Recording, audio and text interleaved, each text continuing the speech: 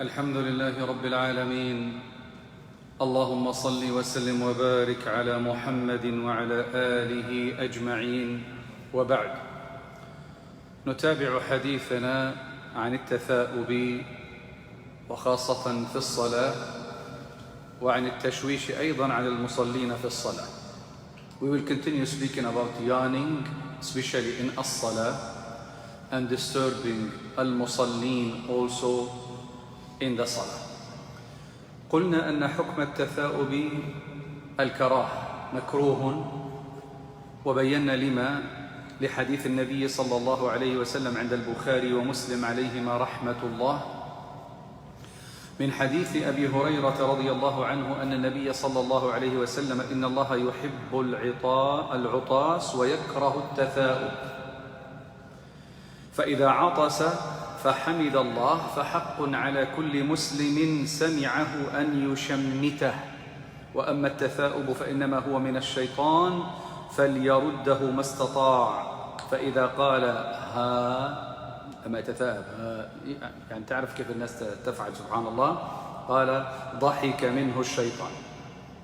So yawning in general, it is disliked, makruh, and in the salah it's more, due to the narration of Rasulullah sallallahu alayhi wa sallam by Bukhari and Muslim, and it's coming from Abi Hurairah radiyallahu anhu, that the Prophet sallallahu alayhi wa sallam said, Allah loves sneezing but dislikes yawning.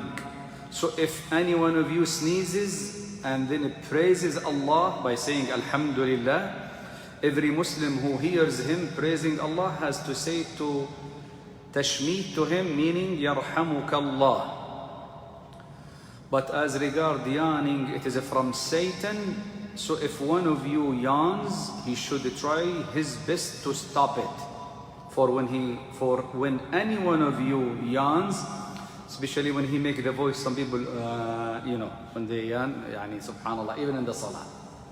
So when he said that, Satan laughs at him. طيب، وذكرت أن النبي صلى الله عليه وسلم أيضا قال إذا تثاءب أحدكم في الصلاة فليكظم ما استطاع فإن الشيطان يدخل. Also Imam Muslim narrated from Abi Sa'id al-Khudri that when the Prophet sallallahu alayhi wa sallam said, when one of you yawns while engaged in a prayer, he should try to restrain so far as it lies in his power, since it is the Satan enter therein. وذكرت أدبين من آداب التثاؤب. I mentioned two etiquettes from يعني yawning. Number one, أن يكظم ما استطاع وأن يدفع التثاؤب. First, you should restrain, you should push yawning as much as you can by closing your mouth, your teeth and your lips. والثاني إذن يدفع ما استطاع بإغلاق الفم والأسنان. والثاني ألا يقول أعوذ بالله من الشيطان الرجيم لأن هذا ما ورد. The second, he should not say أعوذ بالله من الشيطان الرجيم, because you hear it often when people yawn, أعوذ بالله من الشيطان الرجيم. So this is not a sunnah. It's not a sunnah. The Prophet ﷺ never practiced that, nor the Sahaba. طيب، الآن يدفع بإغلاق الفم، فإن عجز يضع يده. So he tried his best to close his mouth. But if he was overpowered or overwhelmed, then he needs to put his hand. أي يد يضع؟ أهل العلم قالوا يضع، أو بعض أهل العلم قالوا يضع يده اليسرى، لكن كفها إلى الفم وباطنها إلى الخارج. So some people of knowledge, they said he should push yawning with the left hand palm, but the exterior part of it should be near to the mouth, not the interior one. The interior should be far away. Why? لما؟ لأنها تستخدم للقاذورات، فلا يضعها بهذا الشكل على فمه. Because in general, the left hand from the sunnah, it's from the sunnah to use it when we clean ourselves after relieving ourselves. So you will not put the interior part close to your mouth. You put the exterior part, the exterior one. وقال بعض أهل العلم إن وضع اليمنى فهذا أصل السنة أيضا، يعني من السنة. المهم أن يغلق الفم، لكن اليمنى يضع باطنها إلى فمه وليس الظاهر. So some people of knowledge, they said even if he put the right hand, it is fine, but it's not that like the left. So he can close the mouth with the interior. He can put the interior part of the right hand directly on his mouth, not like the left one, the exterior part of the hand. والصحيح والحق أنه ما ورد شيء في يعني يبين أي يد أو أي يد هي التي توضع. To be honest, there is nothing from the authentic sunnah that show us which hand we should use to close the mouth. We do not have any evidence from the sunnah to do that. على كل حال السنة رده ما استطعنا إلى ذلك سبيلا، ولا تكن ممن إذا تثاءب يعني عمل لنا عزفا وسيمفونية. يعني بعض الناس إذا ثاءب يعني سبحان الله يعني you heard it in the salah. I'm not talking outside the salah, wallahi in the salah. So you should not be among those. Close your mouth, push it far away. طيب المسألة الثانية التي أتحدث عنها وبها أنهي إن شاء الله تعالى،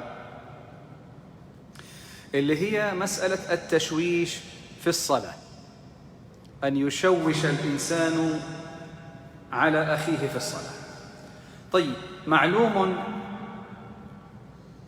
أن الإنسان إذا قرأ القراءة خلف الإمام الفاتحة أن تكون قراءته سرية وليست جهرية. So it is well known for all of us that if you are praying behind the Imam and you read Al-Fatiha, you should read it secretly, not loudly. I mean, the one who prays beside you should not hear your voice. But unfortunately, sometimes 6, 7, 9, 10 feet far away from you, and still you hear him when he recites Al-Fatiha, when he recites Al-Tashahhud, when he makes the Salam. Subhanallah.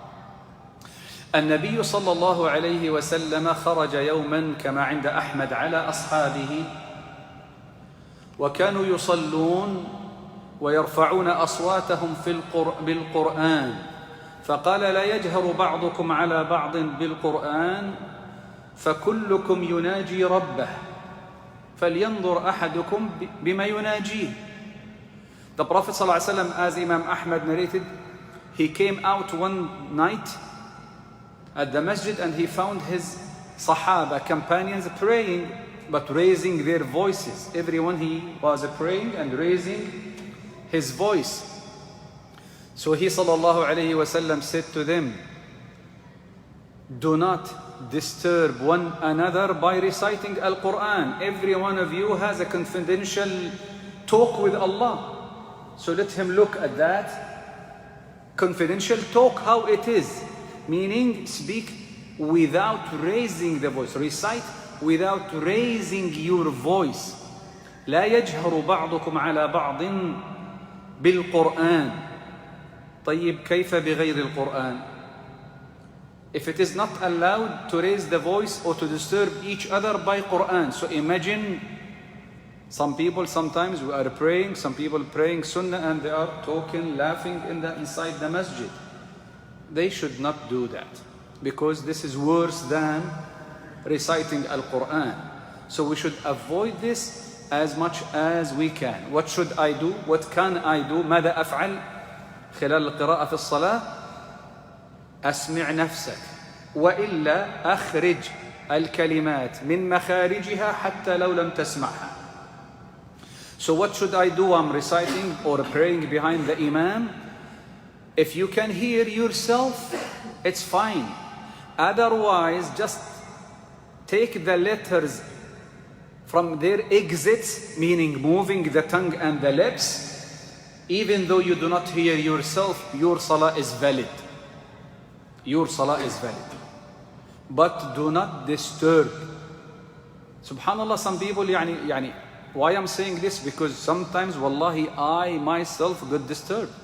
When, especially in salat like Isha or Fajr. I lose the focus when I hear somebody. Some people, for example, Alhamdulillah, Ar-Rahman Ar-Rahim. I don't know why you are saying this. 2 words, 1 ayah secretly, then or 2, then At-Tahiyyat lillah was-salawat wa ashhadu an la ilaha. Do you hear that? We hear it often, right or wrong? So, subhanallah. So you repeat at-tashahhud again yourself because you are messed up now. Then he as-salam. Then you repeat. Subhanallah. أسأل الله أن يعلمنا وإياكم. تنبه رعاك الله، لا ترفع الصوت في القراءة، لا في القرآن ولا في التشهد ولا في أذكار الصلاة حتى. لا ترفع صوتك. لا تشوش على أخيك. بعض الناس فعلا يفقد السيطرة والتركيز، فتراه يعيد الفاتحة ويعيد التشهد ويسلم الإمام وهو يعيد في التشهد. بعض الناس عنده وسوسة ما يقدر يضبط أصلا. فأسأل الله, I ask Allah Azza wa Jal to teach all of us, and I ask Allah Azza wa Jal to make all of us among those who hear the words and follow the best of it. Allahumma ameen. وصلى الله وسلم على نبينا محمد.